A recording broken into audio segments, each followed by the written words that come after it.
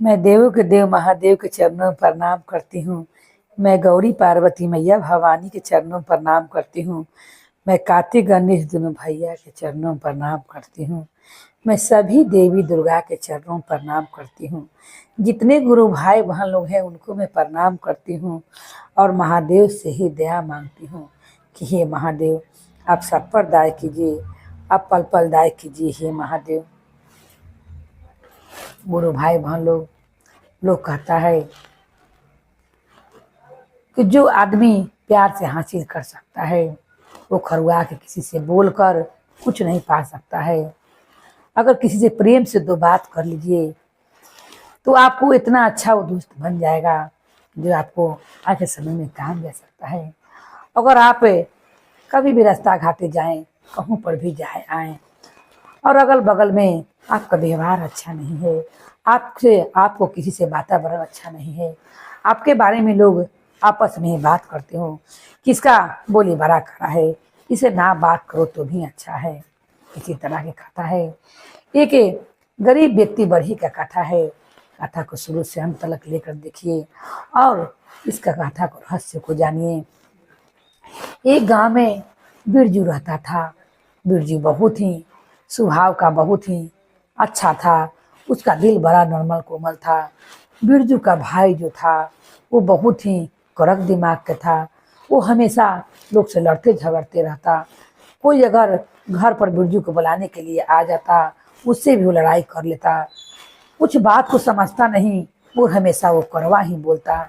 इसीलिए अगल बगल का लोग कहते किसी घर में दो भाई हैं और एक का स्वभाव कितना अच्छा है, वो कितने लोग से व्यवहार करके रहता है, और एक का भाई का ऐसा स्वभाव है कि अपन दरवाजे पर कुत्ते को भी नहीं बैठने देता है। इसका तो स्वभाव में ही चेंज है। लोग कहते हैं कि माता पिता एक ही माता पिता के दो संतान हैं मगर देखो दोनों कैसे कैसे हैं। बिरजू एक छोटा मोटा बढ़ी था। वो लोग बुलाते थे किसी घर पर जाकर टेबल कुर्सी, माँ के लिए मंदिर और महादेव के लिए मंदिर बनाता था लकड़ी का, और बहुत प्रेम से मंदिर बनाता था और बनाकर भोले बाबा का नाम हमेशा जपता रहता था और हर समय महादेव को सुमन करते रहता था। मगर उसको बड़ा अरमान था बिरजू के कि मेरा भी एक छोटा सा दुकान होता जिसमें मैं अपने दुकान में हर किस्म के सामान बनाता, टेबल कुर्सी, नारायण के लिए चौकी बनाता, इस पर लोग कथा कहते हैं, टेबल बनाता, गिरौंदा बनाता, प्रभु के लिए माँ के लिए मंदिर बनाता, भोलेनाथ के रखने के लिए भी मंदिर बनाता। मगर मेरे पास इतना पैसा ही नहीं है कि मैं दुकान खोलूं। मैं जब लोग अपना मन से बुलाते हैं तब मैं बनाने के लिए जाता हूँ। मेरे पास इतने पैसे ही नहीं है कि मैं बना कर रखूँ और लोग आए तो आकर ले जाएं, क्योंकि बिरजू के पास पैसा उतना नहीं था। उसका मन बहुत था कि रंग बिरंग का भगवान का मंदिर बनाऊं और बनाकर मैं अपने दुकान में रखूं, जो लोग पसंद कर ले जाएं। मगर लोग अपने घर पर बुलाते थे बिरजू के, लकड़ी देते थे और उसका मजदूरी देकर उसे भेज देते थे। मगर इसका मन का बात मन ही में था। ये देखकर वो इसके पास पैसा नहीं इतना कि वो कभी भी भगवान के रोज रोज फूल लाकर पूजा कर सके। बिरजू उसकी दादी थी, उसने कहा था बिरजू के कि तुम्हारे पास अगर फूल ना हो तुम भगवान के अर्पित करने के समय तो अपने मन में सोचना कि मैं कमल का फूल चढ़ा रहा हूँ और उसे कमल के जैसा ऐसे बनाकर और ऐसे जाकर महादेव के चरण में चढ़ा देना। तुम्हें अगर गुलाब का फूल बनाकर चढ़ाना हो, तुम प्रभु के लिए तुम ऐसे कर कर गुलाब का फूल बनाकर अपने मन में खाली साधना करना कि मैं आपको आज गुलाब का फूल अर्पित कर रहा हूँ, और हाथ को उसी तरह से ले जाना, प्रभु स्वीकार करेंगे, तुम्हारे पास फूल के बदला वो फूल चढ़ जाएगा। ऐसा उसने सोचकर महादेव के पास जाता है और जाके सोचता है, कहता है कि हे प्रभु आज आपको मैं कमल का फूल अर्पित करना चाहता हूँ और मैं कमल का फूल आपको आज चढ़ा रहा हूँ। ऐसा कहकर वो ऐसे कर कर और प्रभु के पास जाकर कमल का फूल ऐसे चढ़ाता है। वो खाली हाथ कैसे कमल का फूल बनाता है गुरु भाई बहन लोग, और सीधे महादेव के चरण पर चला जाता है। ये देखकर माता पार्वती बहुत ताज्जुब करती है और कहती है कि हे महादेव, जैसे आप भोले हैं वैसे आपका भक्त भी बिरजू बड़ा भोला है। वो कभी भी फूल कीनता नहीं है और अपनी दादी के बताए हुए बात पर आपको वो फूल चढ़ा देता है। देखिए, अपना हाथ का वो कमल बनाकर आपको चढ़ा दिया है और आपको चरण में पहुंच भी गया है। महादेव ने कहा, उसका हर दिन का फूल बनाया हुआ अपने हाथ के अर्पण किया हुआ मेरे पास रहता है, इसीलिए मेरा भक्ति मुझे बहुत पसंद है, क्योंकि इसका मन सच्चा है। माता ने कहा, तो क्यों नहीं इसका दिल का श्रद्धा पुराते हैं। ये आपका मेरे मंदिर बनाने के लिए बहुत उत्साह रहता है कि मैं मंदिर बनाकर अपने दुकान में रखूं, एक छोटा सा दुकान खोलूं, उसी में मंदिर बनाकर रखकर ये बेचना चाहता है। महादेव ने कहा कि मैं तुरंत उसका मदद करता हूँ। और प्रभु ने नंदी को भेजा। नंदी एक व्यक्ति का रूप लेकर आते हैं और कहते हैं कि मुझे एक बढ़ी के काम है, जो मुझे ढेर सारा सामान बनवाना है और मुझे दुकान खुलवा देना चाहता हूँ, इसलिए कि तुम मेरा दुकान खुलकर हमेशा के लिए रह जाओ, क्योंकि मुझे जहाँ तहाँ बढ़ी खोजने जाना पड़ता है। उसने कहा कि ठीक है, अगर ऐसा बात है तो मैं दुकान खोलकर आप ये काम करूँगा। उसका ये अरमान पूरा हो जाता है और नंदी उसे एक छोटा सा दुकान देते हैं और उसमें ढेर सारा लकड़ी और सामान काटने वाला बनाने वाला सब देते हैं। अब इतने में वो हर रंग का मंदिर बनाने लगता है। नारायण के लिए टेबल बनाता है, माता लक्ष्मी के लिए बैठने वाला बनाता है, बाल गोपाल के सोने वाला, हर चीज भक्ति के काट के बनाता है, जो लोग उनका हाथ का बहुत प्रसन्न करते हैं।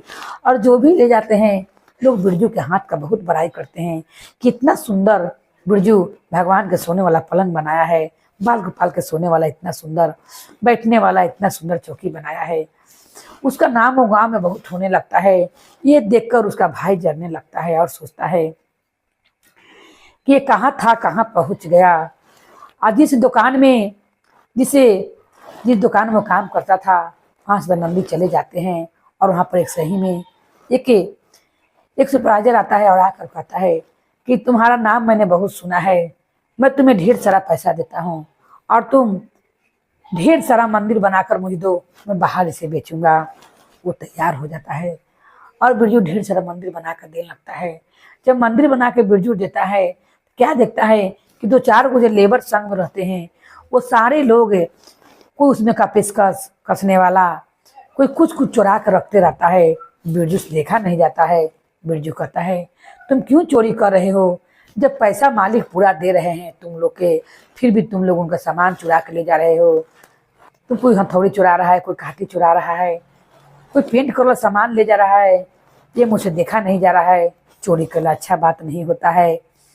उतने में 2-4 जो रहते हैं मजदूर लोग कहते हैं कि ढेर बोलोगे तुम्हें दुकान से हटवा देंगे, क्योंकि इस दुकान पर पहले हम लोग रहते थे।